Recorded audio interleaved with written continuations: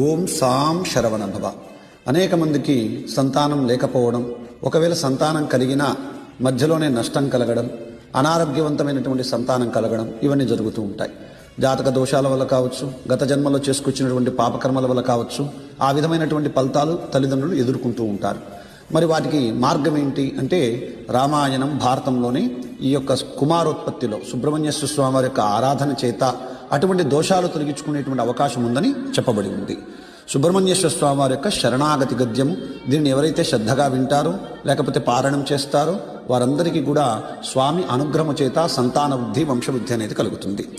ఓం దేవదేవోత్తమ దేవతా సార్వభౌమ అఖిలాండకోటి బ్రహ్మాండ నాయక భగవతే మహాపురుషాయ ఈశాత్మజాయ గౌరీపుత్రాయ అనేక కోటి తేజోమయ రూపాయ సుబ్రహ్మణ్యాయ అగ్నివాయు గంగాధరాయ శరవణ భవాయ కార్తికేయాయ షణ్ముఖాయ స్కందాయ షడక్షరస్వరూపాయ షట్క్షేత్రవాసాయ షట్కోణమధ్యనిలయాయ షడాధారాయ గురుగుహాయ కుమారాయ గురుపరాయ స్వామినాథాయ శివగురునాథాయ మయూరవాహనాయ శక్తిహస్తాయ కుకుటధ్వజాయ ద్వాదశభుజాయ అభయవరద పంకజహస్తాయ పరిపూర్ణ కృపాకటాక్ష